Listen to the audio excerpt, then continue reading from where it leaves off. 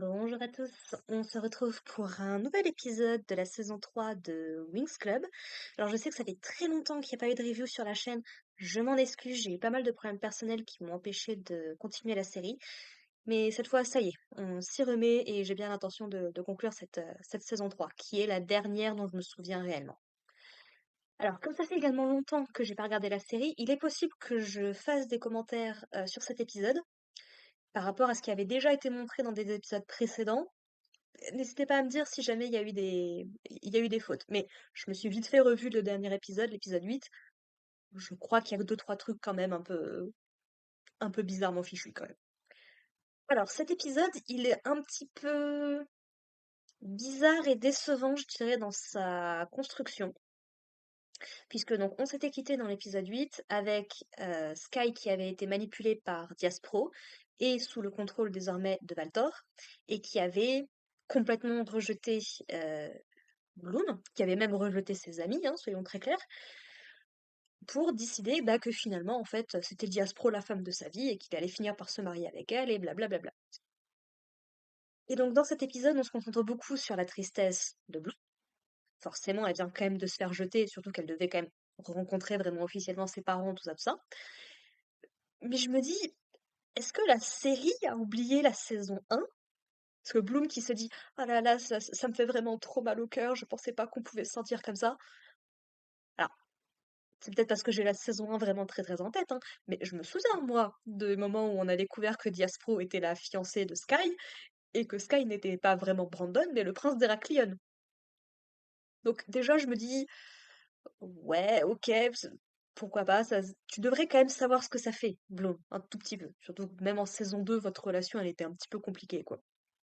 Mais admettons. Passons. Euh, on a également, encore une fois, dans l'idée qu'on oublie un petit peu ce qui s'est fait avant, Sky qui officie ses fiançailles avec Diaspro, genre c'est un truc méga important. C'est moi ou qui s'était déjà fiancé en saison 1, déjà à la base, avant qu'il décide de choisir Bloom. Donc il traite ça vraiment comme si c'était un truc de fou, alors que c'est juste la deuxième fois en fait. Et qu'est-ce qui peut leur prouver que ça va durer cette fois-ci? Je suis pas convaincue, même si Sky a totalement rejeté Bloom et qu'elle est vue un petit peu comme une sorcière, comme un danger et autres. Bon, ce serait pas la première fois que ça arrive. Autre chose dommage, c'est que la série ne revient jamais. Alors, je sais pas si ce sera fait plus tard dans cette saison ou même dans les saisons d'après. J'avais beaucoup aimé, moi, en saison 1, le design de Diaspro, qui, mine de rien, on l'oublie un petit peu, mais reste une fée quand même à la base. Elle a des pouvoirs magiques, elle est capable de se défendre, elle peut faire quand même des trucs, quoi. Son combat contre Bloom à l'époque, il était plutôt stylé, même s'il était un petit peu court. Mais c'est vrai que la Diaspro, bon bah. Alors après, je suis pas totalement contre non plus, puisqu'elle se repose beaucoup sur la garde d'Héraklion.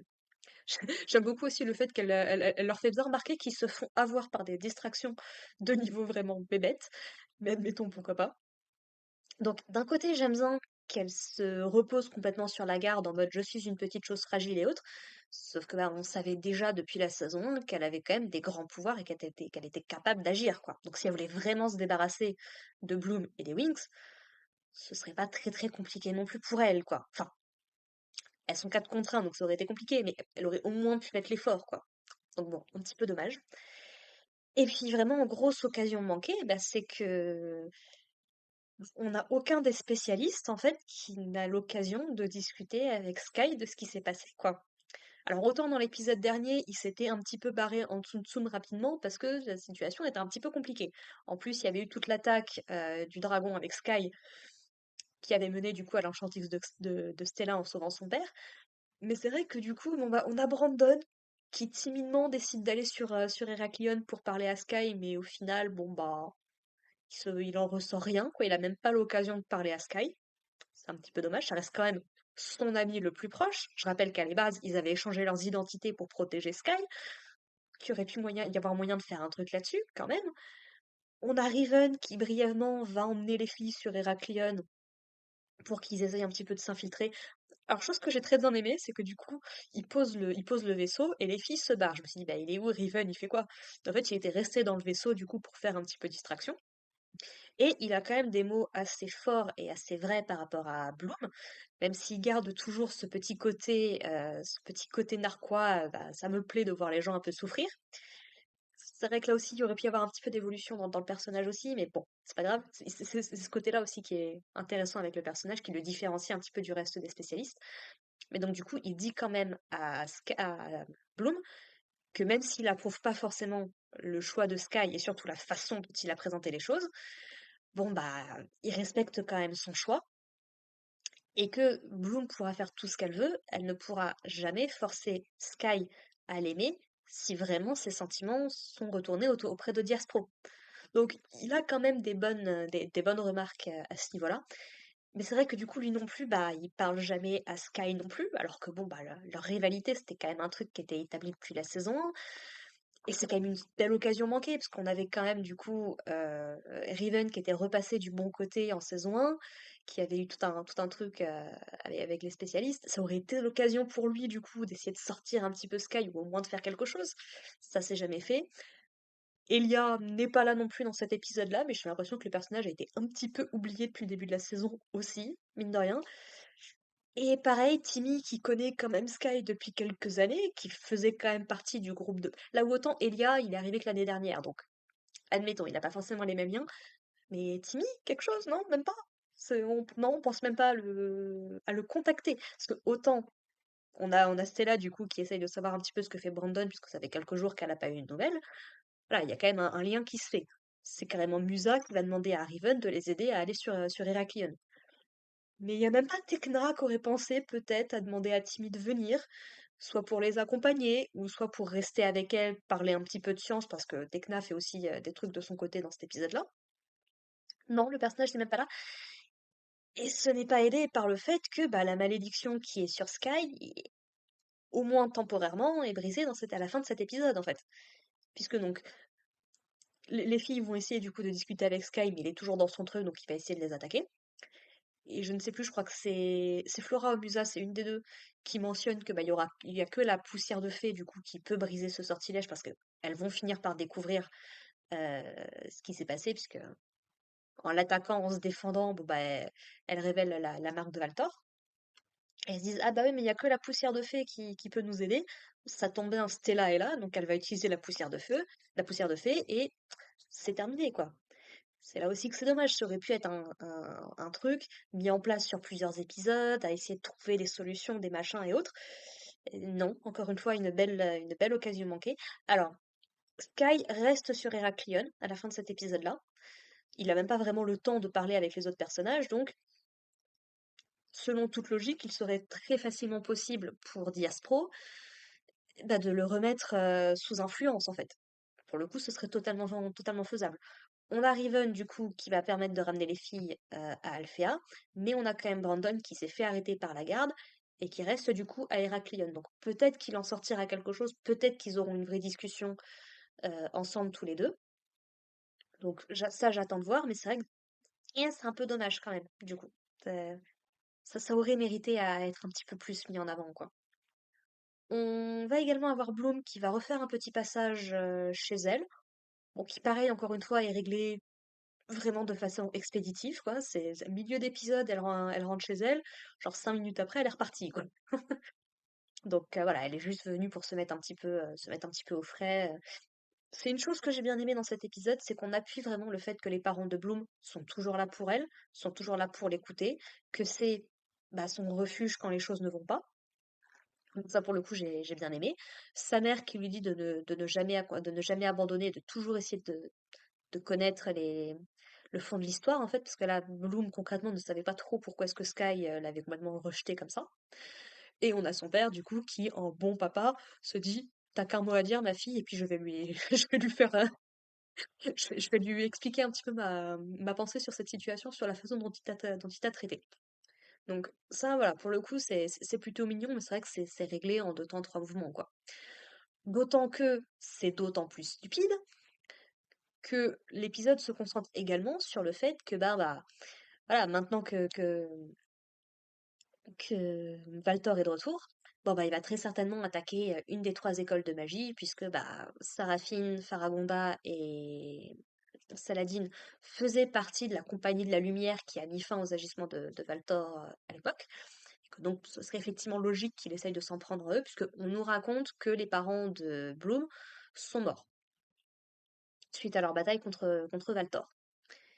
Ce qui implique que leur bataille a eu lieu après la destruction de Domino?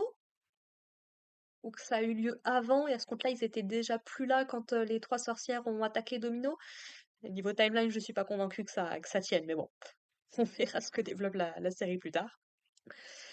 Mais donc du coup, voilà, il y a Faragonda qui est au courant des choses, qui en discute avec Griffiths et avec Saladin, et qui réunit même le corps enseignant pour leur dire ouais, au fait, au passage, on a Valtor qui risque de nous attaquer. Bon, déjà parce que je suis un petit peu sa cible principale, chose qui me fait délirer d'ailleurs, elle apprend ce qui s'est passé au reste des professeurs, quoi. Alors que bon, je pense que depuis le temps qu'on sait que Bloom est la princesse de Domino, surtout si c'était un événement aussi important que la destruction entière d'un monde, le sujet aurait peut-être été évoqué dans les 16 à 19 dernières années quand même. Non, je sais pas, il y a que moi. Bon, bref, et puis vraiment, elle leur annonce, mais pas vraiment plus de réaction du côté des professeurs, quoi. C'est vraiment exposition pour de l'exposition. Et puis, on apprend également que vous pensiez l'année dernière que le codex était la chose la plus précieuse à Alphéa. Non, non. Apparemment, il y a un parchemin qui traînait par là, qui apparemment contiendrait une magie super puissante, une magie de protection, qui permet de dresser un espèce de dôme autour d'Alphéa. Mais en fait, c'est ça, leur magie la plus puissante. Et c'est aussi pour ça que Voltor va essayer de les attaquer. Et dans ma tête, je me dis, mais le codex? Le codex? Surtout que c'est vraiment une intrigue qui est rajoutée, mais pour rien en fait, quoi. Tu peux juste justifier le fait que Valtor va les attaquer. Il y a Bloom et il y a Faragonda, ça suffit largement. Pas besoin de rajouter une espèce de parchemin qui aurait des effets impressionnants, quoi. Bref. Donc du coup, on va dresser un dôme de protection autour de l'école. Ce qui m'amène à un autre problème, c'est que si Faragonda avait ce truc-là depuis ce qu'on suppose être plusieurs années, quand même, si c'est censé être le truc le plus puissant et le plus important de cette école, elle aurait pas pu l'utiliser contre les Trix quand elles ont attaqué la dimension magique avec le pouvoir de Bloom dans la saison 1? Parce que je rappelle que c'était littéralement des nuages qui pleuvaient des espèces de petites gouttes violettes qui formaient toutes les espèces de petits vers et toutes les saloperies qu'elles ont fait pour attaquer l'école. Mais non, visiblement, ça lui était pas venu à l'idée à l'époque. Pourquoi pas? Soit, ma foi, admettons. Euh, Et donc du coup, voilà, il va y avoir tout un truc de protection en mode attention, Valtor risque de nous attaquer, il faut protéger les élèves. On a même carrément des parents d'élèves qui viennent demander à faire retirer leur enfant de l'école, voire de carrément faire renvoyer Bloom parce que elle aurait des liens avec Valtor. Alors j'ai regardé le dernier épisode. Effectivement, Sky l'annonce directement devant tout le monde à Heraclion que Bloom et les Winx travaillent pour Valtor. Donc, à la rigueur, pourquoi pas? Mais du coup, Faraconda leur dit bien non, non, mais c'est une victime en fait, quoi. Donc ils sont quand même cool pour. Oui, non, mais c'est une victime, mais on s'en fiche. De toute façon, bon, c'est une princesse qui a plus de royaume, donc qu'est-ce qu'on s'en fiche de toute façon? Enfin bref, pourquoi pas. Et Faragonda va même expliquer un petit peu à toutes les filles bon, ce qui s'est passé. T'as quand même une élève qui lui demande ça veut dire qu'on est en danger?